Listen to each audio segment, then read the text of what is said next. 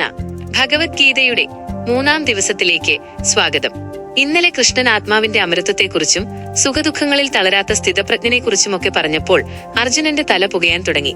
അർജുനൻ ചിന്തിച്ചു, കൃഷ്ണൻ പറയുന്നത് കേട്ടാൽ തോന്നുമല്ലോ, പ്രവൃത്തികളൊക്കെ ഉപേക്ഷിച്ച് എല്ലാം ജ്ഞാനത്തോടെ നോക്കിക്കണ്ട് മിണ്ടാതിരിക്കുന്നതാണ് നല്ലതെന്ന്. പിന്നെന്തിനാ എന്നെക്കൊണ്ട് ഈ ചോരപ്പുഴ ഒഴുക്കുന്ന യുദ്ധം ചെയ്യിപ്പിക്കുന്നത്?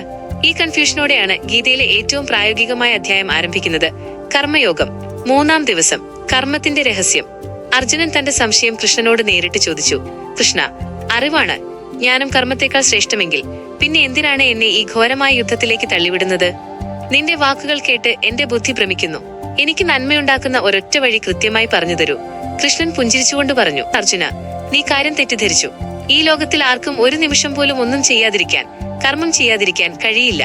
നീ ഉറങ്ങുമ്പോൾ പോലും നിന്റെ ശ്വാസോച്ഛ്വാസം നടക്കുന്നുണ്ട്, ഹൃദയമിടിക്കുന്നുണ്ട്. അതുകൊണ്ട് പ്രകൃതി നിന്നെക്കൊണ്ട് എപ്പോഴും കർമ്മം ചെയ്യിച്ചുകൊണ്ടേയിരിക്കും. കപടഭക്തിയും യഥാർത്ഥ കർമ്മവും. ഭഗവാൻ തുടർന്നു. കൈയും കാലും കെട്ടിയിട്ട് മനസ്സിൽ മുഴുവൻ ആഗ്രഹങ്ങളും വിചാരിച്ച് ഞാനൊന്നും ചെയ്യുന്നില്ലേ എന്ന് പറയുന്നവൻ കപടനാട്യക്കാരനാണ്. അതിനേക്കാൾ എത്രയോ ശ്രേഷ്ഠനാണ് സ്വന്തം കടമകൾ മനസ്സിലാക്കി ഇന്ദ്രിയങ്ങളെ നിയന്ത്രിച്ചു ഫലത്തിൽ ആഗ്രഹമില്ലാതെ കർമ്മം ചെയ്യുന്നവൻ. ശ്രീകൃഷ്ണൻ അർജുനന് ഒരു ഉദാഹരണം നൽകി. പ്രകൃതിയുടെ ചക്രം, യജ്ഞം. സൂര്യൻ വെള്ളം ആവിയാക്കുന്നു, മേഘങ്ങൾ മഴ പെയ്യിക്കുന്നു, ഭൂമി ധാന്യങ്ങൾ വിളയിക്കുന്നു, നമ്മൾ അത് കഴിച്ച് ജീവിക്കുന്നു. ഇവിടെ സൂര്യനോ മേഘത്തിനോ ഭൂമിക്കോ സ്വന്തമായ ഒരു ലാഭവുമില്ല. അവയെല്ലാം ലോകനന്മയ്ക്കായി തങ്ങളുടെ കടമ ചെയ്യുന്നു. പ്രകൃതിയിലെ ഈ ചക്രത്തെയാണ് യജ്ഞം എന്ന് വിളിക്കുന്നത്. സ്വന്തം കാര്യം മാത്രം നോക്കി ജീവിക്കുന്നവൻ പാപമാണ് തിന്നുന്നത്. നേതാക്കൾ വഴി കാട്ടണം. ലോകസംഗ്രഹം. അർജുനൻ വീണ്ടും ചോദിച്ചു. കൃഷ്ണ, അങ്ങനെയെങ്കിൽ ജ്ഞാനം സിദ്ധിച്ച എല്ലാ ആഗ്രഹങ്ങളും മാറിയ ഒരു മഹാത്മാവ് പിന്നെ എന്തിനാണ് ജോലി ചെയ്യുന്നത്? ഭഗവാൻ മറുപടി നൽകി. അർജുന, ജനകരാജാവിനെ പോലെയുള്ള മഹത്തുക്കൾ ജ്ഞാനികളായിരുന്നിട്ടും ലോകനന്മയ്ക്കായി ലോകസംഗ്രഹം കർമ്മം ചെയ്തിരുന്നു. കാരണം യദ്യദാചരതി ശ്രേഷ്ഠസ്തത്തദേവേതരോ ജനഃ. ഒരു സമൂഹത്തിലെ ശ്രേഷ്ഠനായ വ്യക്തി അല്ലെങ്കിൽ നേതാവ് എന്താണോ ചെയ്യുന്നത് അത് തന്നെയാണ് ബാക്കി ജനങ്ങളും പിന്തുടരുന്നത്. എന്നെ തന്നെ നോക്കൂ അർജുന, ഈ 3 ലോകത്തിലും എനിക്ക് നേടാനായി ഒന്നുമില്ല, ചെയ്യേണ്ടതായി ഒരു കടമയുമില്ല. എന്നിട്ടും ഞാനൊരു സാരഥിയായി ഇവിടെ വന്ന് ജോലി ചെയ്യുന്നില്ലേ? ഞാൻ എന്റെ കർമ്മം നിർത്തിയാൽ ഈ ലോകം മുഴുവൻ നശിച്ചു പോകും. നമ്മുടെ യഥാർത്ഥ ശത്രു ആര്?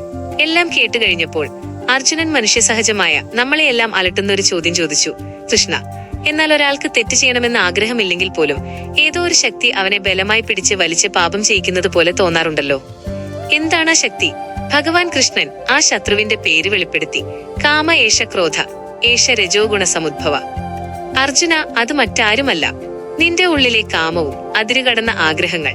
അത് നടക്കാതെ വരുമ്പോൾ ഉണ്ടാകുന്ന ക്രോധവുമാണ് ദേഷ്യം.